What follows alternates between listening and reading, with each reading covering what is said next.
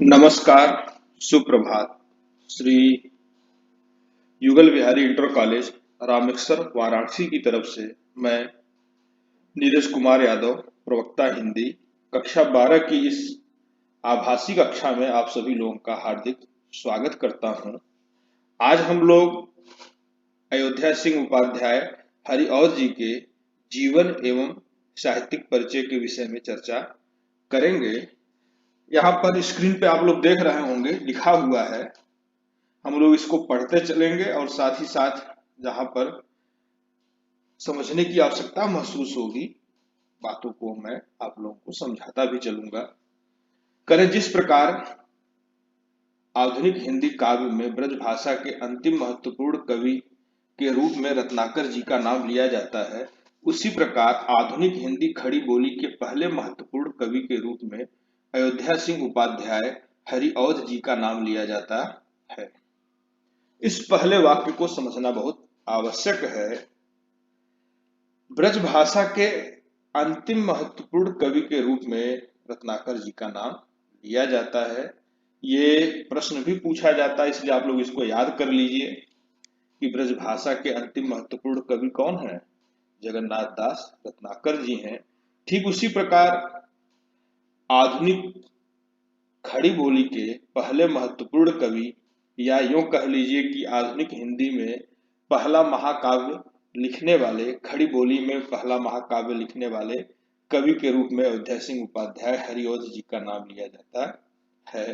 इनके द्वारा लिखा गया प्रिय प्रवास हिंदी का पहला महाकाव्य, वो महाकाव्य जो खड़ी बोली में लिखा गया है, माना जाता है। द्विवेदी युग के प्रतिनिधि कवि हरिऔध जी का जन्म 15 अप्रैल 1865 ईस्वी को आजमगढ़ जनपद के निजामाबाद नामक स्थान पर हुआ। हरिऔध जी द्विवेदी युग के प्रतिनिधि कवि हैं। अगर द्विवेदी युग में मैथिली शरण गुप्त के बाद किसी कवि का नाम तुरंत दिमाग में आता है, तुरंत याद आता है, तो वो हरिऔध जी ही हैं। उनका जन्म 15 अप्रैल 1865 को आजमगढ़ जनपद के निजामाबाद नामक स्थान पर हुआ। उनके पिता का नाम भोला सिंह तथा माता का नाम रुक्मणी देवी था। पिता का नाम भोला सिंह था और माता का नाम रुक्मणी देवी। थोड़ा सा उनके पिताजी का नाम आप लोगों को और उनका नाम थोड़ा अजीब लग रहा होगा, सिंह उपाध्याय।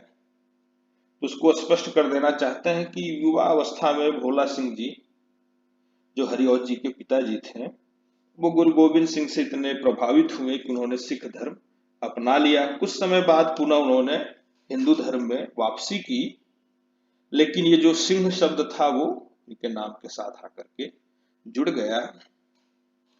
हरिऔध जी की शिक्षा दीक्षा की चर्चा करें तो हरिऔध जी की प्रारंभिक शिक्षा निजामाबाद में ही संपन्न हुई, उनके गांव में ही संपन्न हुई। अंग्रेजी शिक्षा के लिए उनका प्रवेश क्वींस कॉलेज वाराणसी में कराया गया, किंतु खराब स्वास्थ्य के कारण वे घर लौट आए। अंग्रेजी की शिक्षा के लिए उन्हें क्वींस कॉलेज वाराणसी में प्रवेश दिलाया गया, किंतु उनका स्वास्थ्य अच्छा नहीं रहता था, अतः वो अपनी पढ़ाई पूरी नहीं कर सके और बीच में ही घर लौट आए। घर पर ही स्वाध्याय द्वारा उन्होंने अनेक भाषाओं और विषयों का ज्ञान प्राप्त किया। स्वास्थ्य खराब था, शिक्षा बीच में रुक गई, किंतु हार नहीं माने और घर पर अपनी लगन से, अपने स्वाध्याय से उन्होंने अनेक भाषाओं का, अंग्रेजी ही नहीं अरबी फारसी अनेक भाषाओं का और विषयों का उन्होंने ज्ञान प्राप्त किया। आजीविका के लिए पहले निजामाबाद की पाठशाला में अध्यापक और बाद में प्रधानाध्यापक के रूप में सेवा दी। आजीविका के लिए उन्होंने सबसे पहले उसी पाठशाला में जहां पर उन्होंने मिडिल तक पढ़ाई की थी, वहीं पर अध्यापक बने और बाद में वहां पे प्रधानाध्यापक भी रहे। उनका विवाह निर्मला कुमारी से हुआ, जो एक अध्ययनशीला महिला थी। उनका जो विवाह संपन्न हुआ वो निर्मला कुमारी जी से हुआ। वो अपने पति की भांति अध्ययनशील थी।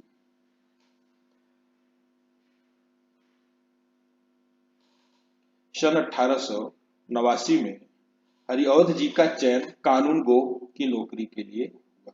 उनकी जो नियुक्ति हुई वो कानून गो पद पर हुई, लेकिन नौकरी से अधिक उनका मन साहित्यिक गतिविधियों में लगता था। उनका मन नौकरी में कम लगता था, नौकरी आजीविका के लिए जरूरी थी, लेकिन उनका मन साहित्य और साहित्य की गतिविधियों में ही अधिक लगा करता था। आगे हम लोग दूसरे पैराग्राफ में चलते हैं। हरिऔध जी ने काव्य लेखन का प्रारंभ ब्रजभाषा में ही किया था, किंतु आचार्य महावीर प्रसाद द्विवेदी की प्रेरणा से उन्होंने खड़ी बोली में सृजन प्रारंभ कर दिया। बेटा इस वाक्य को समझिए आप लोग कि उन्होंने जो लिखने की शुरुआत की थी वो ब्रजभाषा में ही की थी। हरिऔध जी का जो प्रारंभिक काल है लेखन का वो भारतेंदु युग में आता है, लेकिन धीरे धीरे उनका संपर्क आचार्य महावीर प्रसाद द्विवेदी से हुआ और उन्होंने खड़ी बोली में लिखना आरंभ करके उन सभी समीक्षकों के मुंह बंद कर दिए जो ये कहा करते थे कि खड़ी बोली काव्य भाषा बनने योग्य। इस काल से पहले ये मान्यता थी कि खड़ी बोली काव्य के लिए एक अच्छी भाषा नहीं है। खड़ी बोली को एक लठमार भाषा के रूप में चिन्हित किया जाता था और ये माना जाता था कि अवधी और ब्रज कोमल भाषाएं हैं, इनमें काव्य सृजन हो सकता है, लेकिन खड़ी बोली जैसी भाषा में काव्य लिखना कठिन है। ऐसा कहने वाले समीक्षकों को आचार्य द्विवेदी की प्रेरणा से और हरिऔध जी ने उत्तर दिया और ये सिद्ध किया कि खड़ी बोली में भी सुंदर रसपूर्ण काव्य लिखा जा सकता है। सेवानिवृत्ति के बाद हरिऔध जी ने काशी हिंदू विश्वविद्यालय में अवैतनिक हिंदी अध्यापक के रूप में मां भारती की सेवा करने लगे। करें कि हरिऔध जी ने सेवानिवृत्ति के बाद, रिटायरमेंट के बाद काशी हिंदू विश्वविद्यालय के हिंदी विभाग में एक अध्यापक के रूप में बिना किसी वेतन के ही, बिना किसी सैलरी के पढ़ाना शुरू किया।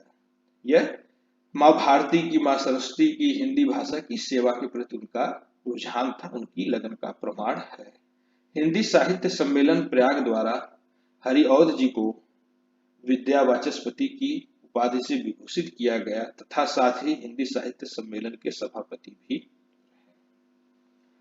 हिंदी साहित्य सम्मेलन प्रयाग ने हरिऔध जी को अपनी जो सबसे बड़ी उपाधि होती है विद्या वाचस्पति, उससे सम्मानित किया, उससे विभूषित किया और साथ ही कुछ समय तक वो हिंदी साहित्य सम्मेलन के सभापति भी रहे।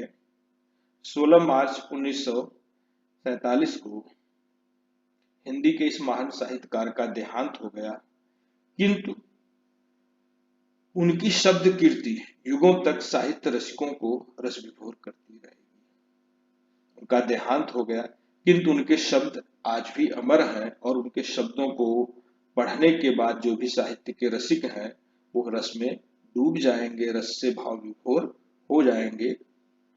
उनकी जो रचनाएं हैं उन पर हम चर्चा करते हैं। हरिऔध जी की रचनाओं को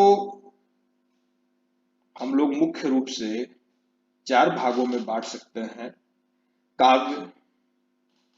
काव्य में उनके सबसे पहले जिस ग्रंथ की चर्चा हम लोग करते हैं उसका नाम है रस कलश। रस कलश में उन्होंने ब्रज भाषा में फुटकर रचनाएं की हैं।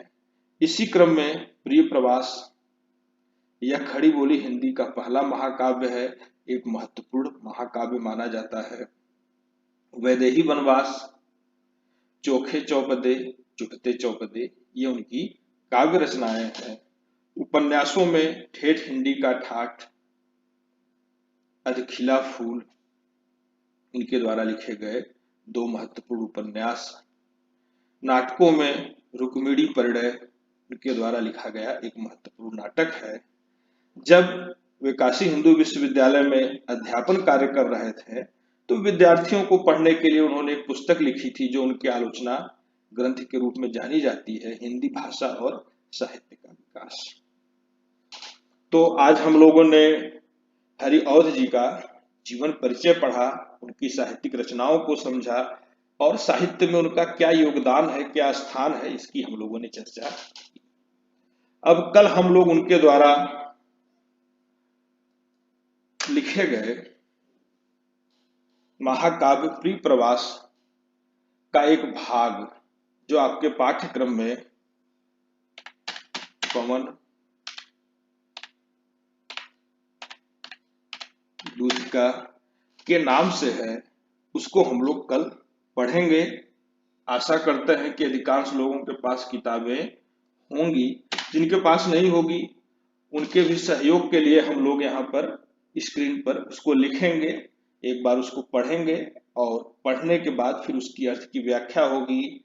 उसका जो काव्य सौंदर्य है, रस छंद अलंकारों की जो स्थिति है, हम लोग उसकी भी चर्चा करेंगे। साथ ही में उससे जो संभावित प्रश्न है उन प्रश्नों को भी मैं आप लोगों से पूछूंगा। साथ ही मैं ये आशा करता हूं कि आप लोग मेरे द्वारा जो आज बातें बताई गई हैं उसको याद करेंगे, कंठस्थ करेंगे। साथ ही जो बात नहीं समझ में आती है, जहां पे आपको आशंका है, मन में प्रश्न उठते हैं, उन प्रश्नों को आप लोग मुझसे बिना किसी संकोच के व्हाट्सएप के माध्यम से पूछेंगे। और आप लोगों ने बहुत धैर्य से सुना, इसके लिए आप लोगों को बहुत बहुत धन्यवाद। जय हिंद।